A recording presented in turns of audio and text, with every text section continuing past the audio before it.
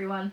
This video, I read some popular books and then watch the TV series based on those books. So what I will do is my usual book review, then watch the TV series afterwards and compare and contrast, like I'm back at school, and see which version I preferred better.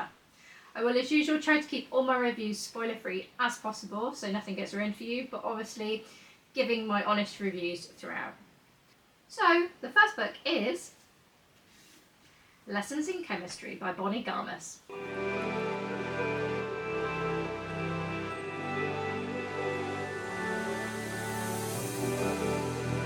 Lessons in Chemistry is centred around Elizabeth Zott. It is set in the 1960s, where she currently works as a chemist at the Hastings Research Institute.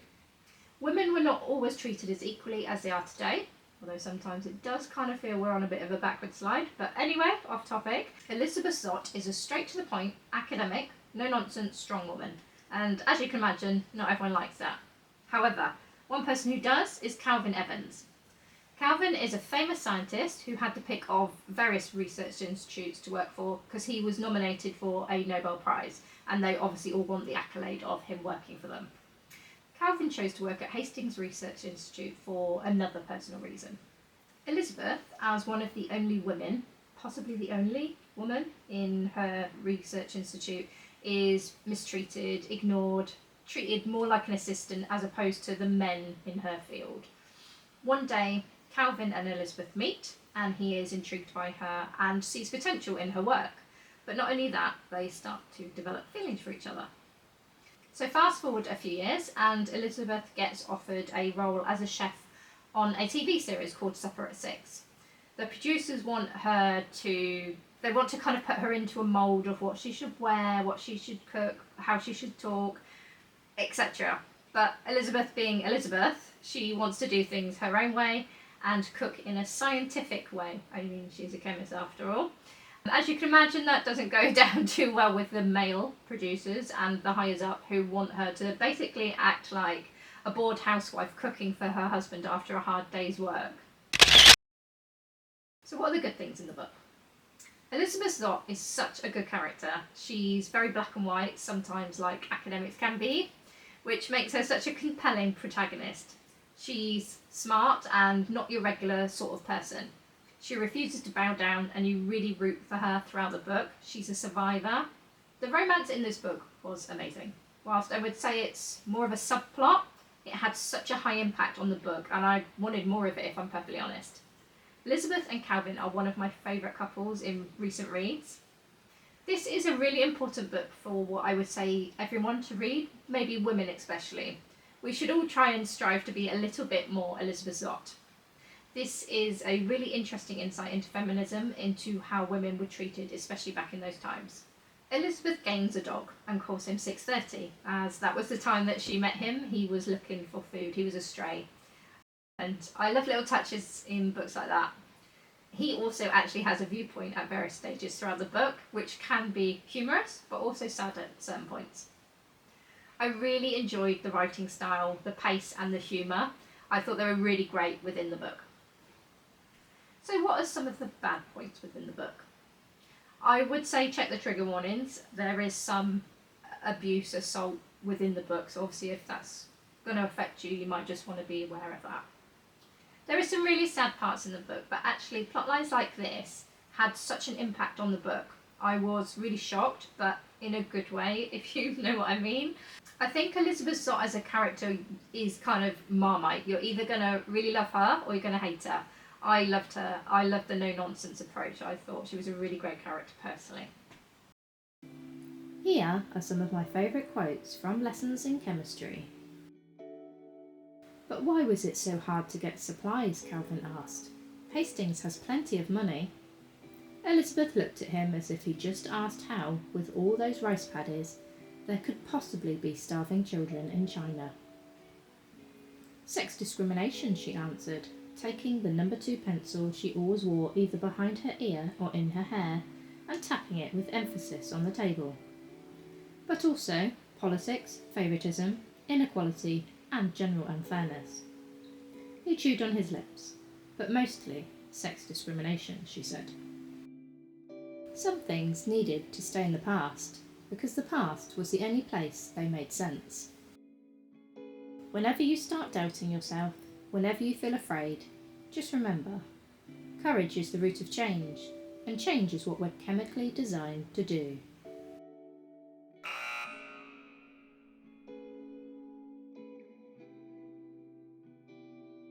So then I watched the TV series. I'm not sure exactly how much I can show you due to copyright, etc. So it's mainly going to be me talking, sorry. The main character, Elizabeth Zott, was played by Brie Larson, who is probably best known for the film Room or perhaps Captain Marvel. She was nominated for a Primetime Emmy Award for Outstanding Lead Actress for this series. Calvin Evans is played by Lewis Pullman, who had a role in Top Gun Maverick, amongst others. He was nominated for a Primetime Emmy Award also, and a Critics' Choice Television Award for his role in Lessons in Chemistry. Now, on to the actual TV series itself. Did I like the series? Yes, I did. I really enjoyed the series, and I did look forward to watching the next episode, so that's obviously a really great sign. So let's compare and contrast the book and the TV series. Please note these are the changes that I personally noted myself. I'm sure there are more, and I did only include the main standout ones. I did check afterwards in case I'd misremembered any details from a different source, which I'll put in the description of the video.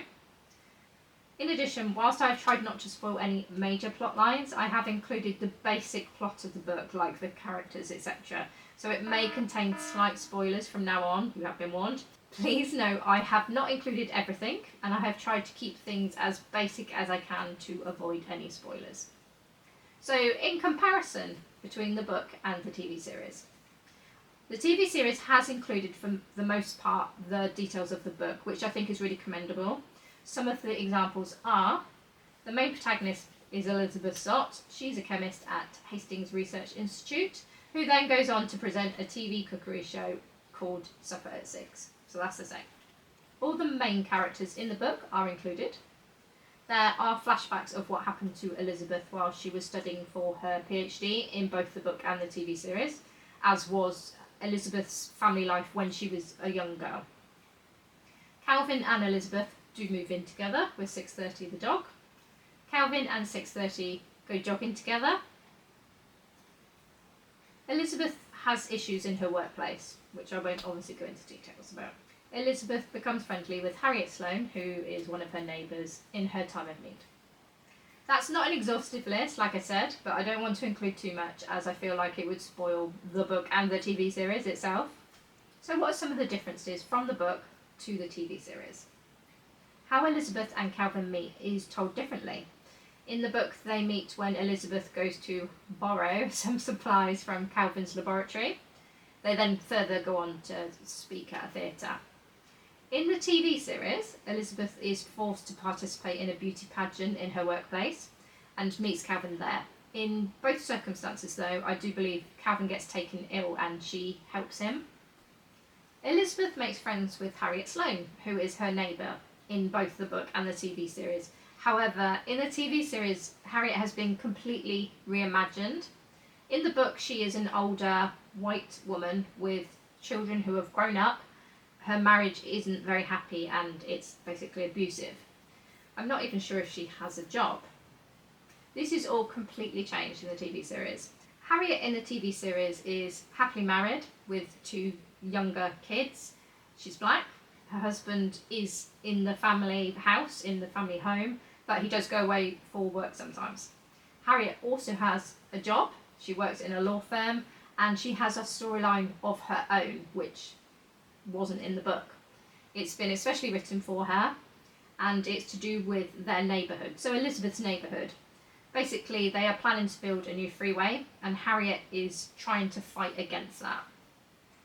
Calvin was friendly with Harriet before Elizabeth moves in with him. That wasn't mentioned in the book. Maybe he was, I'm not sure. I believe the timing of Elizabeth meeting 6:30 is different in the book to the TV series. In the book, Elizabeth meets him before she gets together with Calvin, whereas in the TV series, I think they're together when he comes into their lives. In the book, there is a police car. In the TV series, there is a bus. That's all I'm going to say. In the book, Calvin is described quite a few times as unattractive, and I'm not sure you could call Lewis Pullman unattractive. So to summarise, I loved the book Lessons in Chemistry. I liked the TV series and would recommend you both read and watch the series. However, in my opinion, the book does exceed the TV series, and this is why. When you take a beloved book, I never understand why they sometimes change it so drastically, like they have in the TV series here. Yes, understand small insignificant things that don't really matter to the storyline. That's fine, that's not a problem. But massive changes like they have done in this TV series have completely changed the plot of the book. So the biggest change in the TV series is the character of Harriet Sloane. She is Elizabeth's neighbour. They've completely changed her age, her race, the state of her marriage, the age of her kids, and the fact that she's got a job. Now, the problem with completely changing the character as much as they have is they've also completely invented a new storyline for her, which is based on something that happened in the real world around that same sort of time. And the TV show does focus a lot on that storyline. Now, in my opinion, it does actually detract from the main storyline, which is such a fundamental error for readers of the book. There's a reason the book is so beloved. The strong message that the book conveys has been blurred with the inclusion of this new storyline. That's not to say the storyline of Harriet's is not a good story. It is. I just feel like it shouldn't have been included in Lessons in Chemistry. I think it has its own place and it's interesting enough it could perhaps be its part of another series. Other aspects about Harriet that were changed were Calvin's relationship with her. He was friendly with her before Elizabeth moves in, and that's not the case with the book. I mean, at least it's not mentioned as far as I'm aware. In the TV series, his friendship with Harriet actually paints Calvin in a little bit of a worse light because he forgets to do something for her and so he lets her down without meaning to. Harriet being happily married completely changes the ending for her in the TV series than it is to the book. I would like to emphasise that these differences are major changes to those in the book, and that is why I have an issue with the massive character and plotline changes. If I hadn't have read the book, then I think I would have probably enjoyed the series more, but the book itself has such a strong message that I personally feel that gets diluted with the changing Harriet's character and the inclusion of her storyline in the TV series. All being said, I thoroughly enjoyed reading the book and I did really enjoy watching the TV series, and I would recommend that you read and watch them both respectively.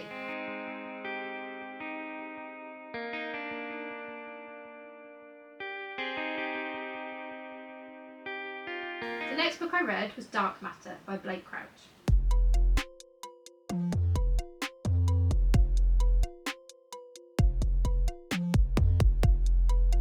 The main protagonist in Dark Matter is called Jason Desson. Jason is a college professor. He has a wife called Daniela and a son called Charlie. One day, after going out to celebrate a friend's accomplishment, they go to a bar to have a drink. On his way home, he is attacked by someone, and the last words he hears are, "Are you happy in your life?" before he is knocked unconscious. When he next awakens, he's strapped down on a gurney with people in hazmat suits. They welcome him back and he's never met them before. He's awoken in a world that he doesn't recognise. His wife isn't his wife, his son's never been born, and he doesn't even have the same job. Jason tries to find out what happened. For example, is he unwell? Is his memory or his mind not working correctly? Why doesn't he recognise some of the people who recognise him? And yet also there are other people that he does recognise who don't recognise him. Everything's different basically. That is really only the start of the book, but Jason is set on one thing and one thing only basically.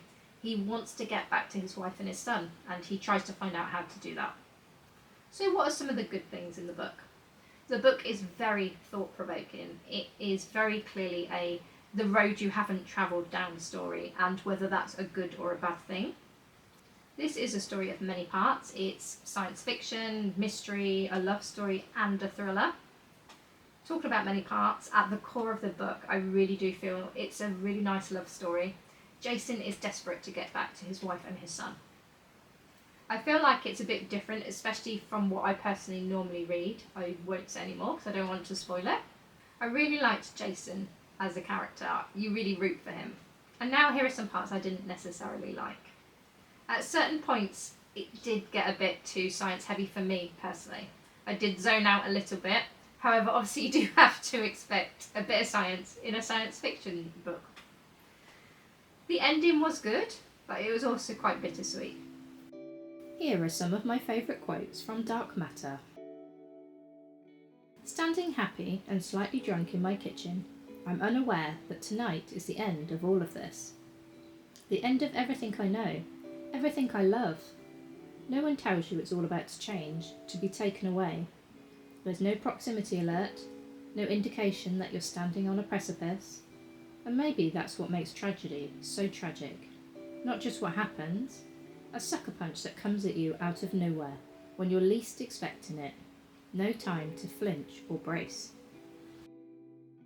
I understand now why victims don't fight back. I cannot imagine trying to overcome this man, trying to run. And here's the most shameful truth. There's a part of me that would rather just have it all be over, because the dead don't feel fear or pain. Does that mean I'm a coward? Is that the final truth I have to face before I die? If you strip away all the trappings of personality and lifestyle, what are the core components that make me, me?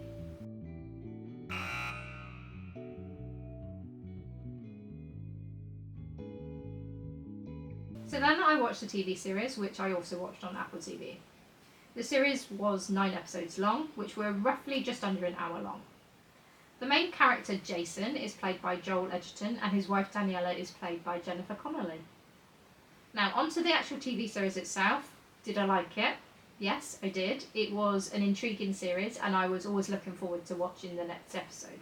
So let's compare and contrast the book to the TV series. Please note, again, these are just changes that I have noticed myself, so it's not an exhaustive list. Yet again, I try not to spoil any major plot lines, but it may contain some mild spoilers. So let's compare. Again, the TV series has included the majority of what's in the book in the TV series, which is great. All the main characters are included in the series, the same as the book. The fundamentals are the same in the book.